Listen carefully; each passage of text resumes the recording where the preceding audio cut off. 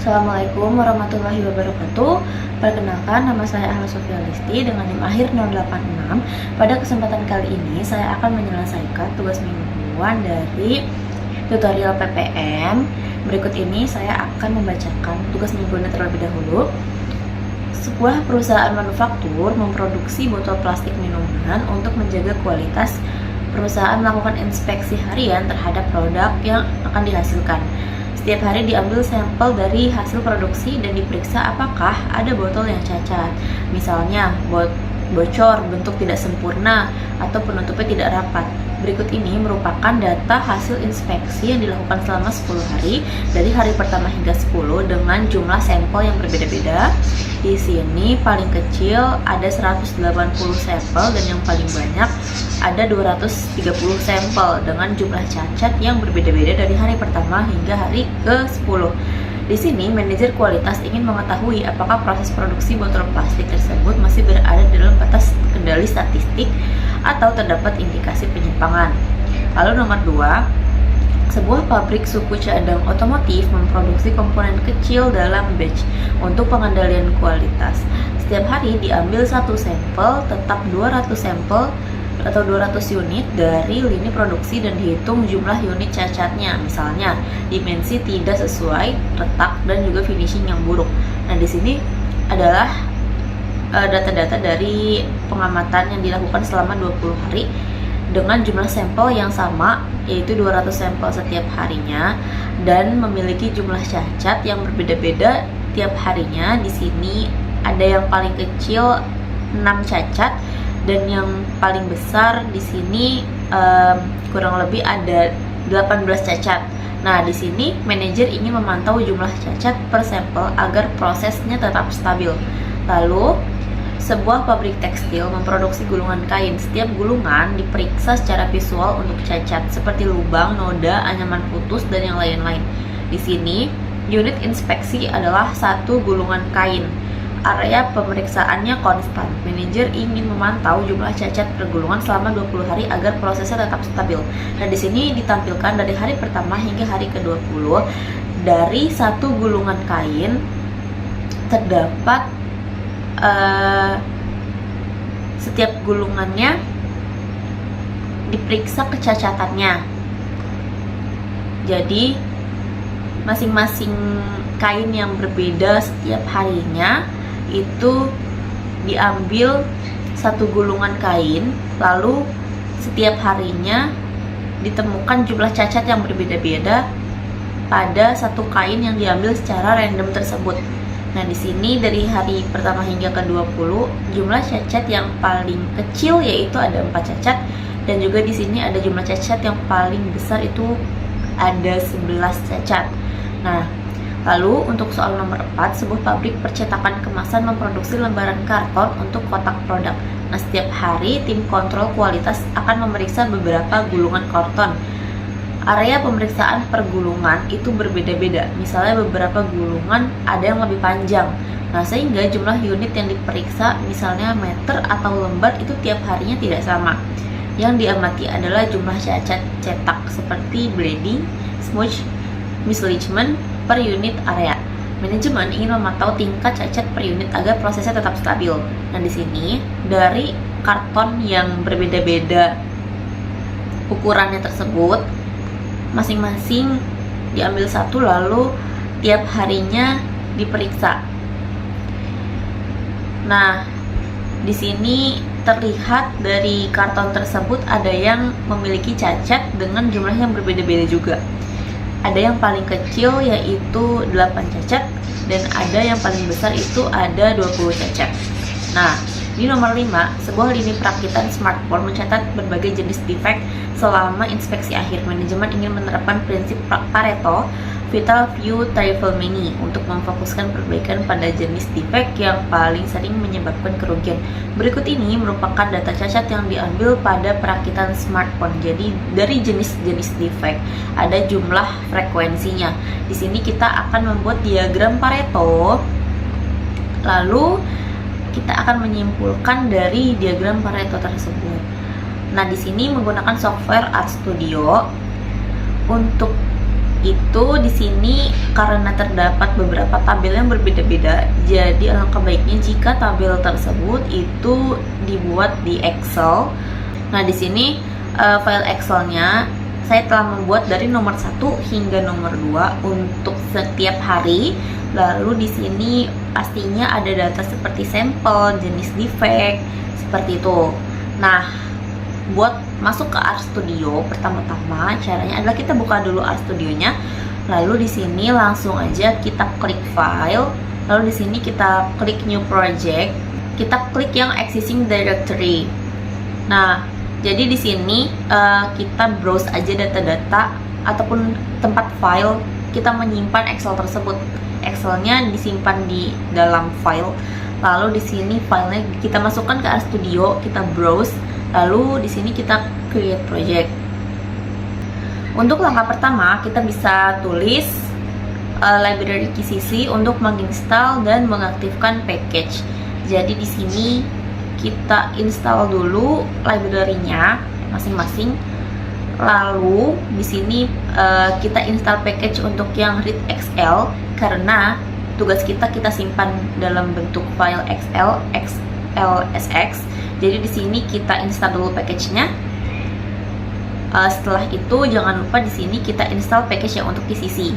Jadi karena kita ingin melakukan quality control, jadi kita install package yang QCC ini. Setelah itu pastinya di sini kita library read XL untuk membaca dari package XL-nya itu, dan juga di sini ada library yang QCC-nya. Jadi kita input aja data dari Excel. Saya menambahkan NIM 3 digit NIM di belakang data saya. Nah, di sini data kualitas XLS itu nama file tempat kita menyimpan Excel tersebut. Jadi di sini langsung aja kita running. Untuk selanjutnya kita bisa tulis seperti ini. Di sini kita menggunakan peta kendali P untuk soal nomor 1. Karena kita tahu kalau misalnya nomor 1 itu ukuran sampel yang diambil untuk melakukan inspeksi, dia tidak sama. Dia berbeda-beda dari hari pertama hingga hari selanjutnya. Sampel yang diambil itu berbeda-beda, dan yang pastinya jumlah cacat atau defect-nya juga berbeda-beda. Karena itu di sini kita menggunakan P-chart. Selanjutnya kita bisa menggunakan sintaks seperti ini. Di sini kita akan menampilkan data outlier dan juga kita ingin melihat ringkasan dari peta kendalinya. Ini langsung aja kita running.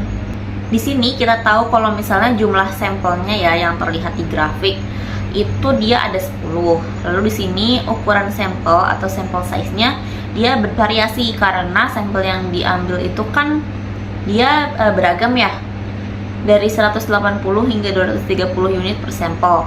Lalu di sini ada center of group statistiknya ada 0,06, artinya rata-rata proporsi cacat itu ada di 6,76% dengan standar deviasi 0,25. Nah, di sini ada control limit LCL UCL-nya. LCL-nya di sini ada 0,01 sekitar 1,1% atau UCL-nya di sini ada 0,12 sekitar 12%-an. Nah, di sini menunjukkan bahwa dari seluruh sampel rata-rata produk yang cacat ada sekitar 7 dari 100 unit ya. Lalu di sini untuk kesimpulannya proses produksi dalam kendali statistik baik. Di sini saya akan melanjutkan ke soal berikutnya. Di sini kita bisa tulis seperti ini, membuat peta kendali NP ya.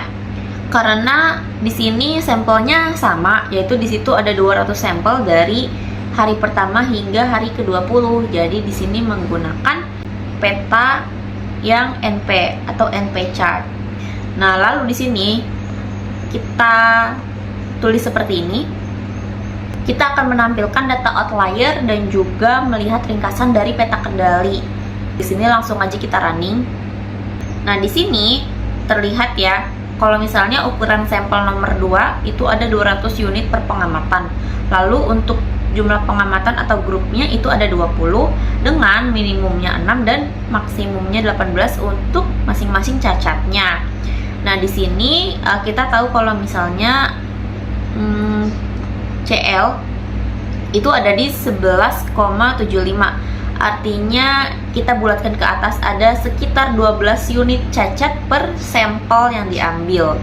Lalu di sini ada batas kendali LCL dan juga UCL-nya ada di antara 2 dan juga 22, dan semua titik pengamatan itu berada di dalam batas kendali dan tidak ada yang keluar atau out of control. Jadi di sini kesimpulannya di nomor 2 soalnya masih dalam batas statistik. Lalu di sini dilanjut aja di soal selanjutnya. Di sini kita tulis seperti ini ya. Di sini kita menggunakan peta kendali C. Karena di sini kita tahu kalau misalnya kain gulungannya itu dia ukurannya sama besar ya. Jadi kalau misalnya dia ukurannya sama besar dan kita mengambil satu setiap harinya, jadi di sini kita melihat dari jumlah cacat yang diambil dari satu kain tersebut kalau di contoh soal seperti itu. Jadi kalau misalnya ukurannya sama dan diambil tiap satu gulungan kertas, jadi kita ingin mencari jumlah cacat yang ada di satu kertas tersebut atau satu kain tersebut itu ada berapa, kita menggunakan peta kendali C. Nah, di sini kita mendapatkan peta yang seperti ini. Dia petanya masing-masing titiknya dia sudah ada di dalam batas kendali ya, teman-teman, terlihat. Kita ingin menampilkan data outlier dan juga melihat ringkasan dari peta kendali itu. Nah, di sini terlihat jumlah pengamatannya itu kan benar ya, ada 20.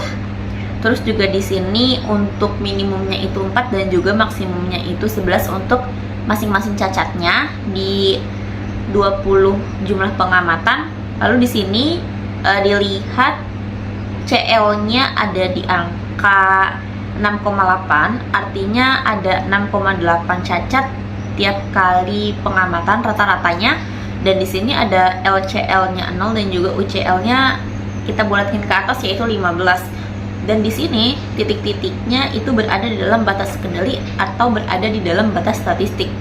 Oke, untuk yang selanjutnya kita akan mengerjakan nomor 4. Ya, kurang lebih hasil interpretasi grafiknya seperti ini. Lalu di sini langsung aja kita tulis sintaks selanjutnya seperti ini. Kita ingin menampilkan data outlier dan juga kita ingin mengetahui ringkasan dari peta kendali tersebut ya. Nah, di sini kita tahu kalau misalnya jumlah pengamatan atau grupnya itu ada 20 dengan rata-rata proporsi kesalahan di center line-nya itu ada 0,093, sekitar 9,3% cacat per unit. Nah, di sini kita lihat kalau misalnya sampel yang diambil dari satu karton itu kan dia kartonnya bentuknya berbeda-beda ya.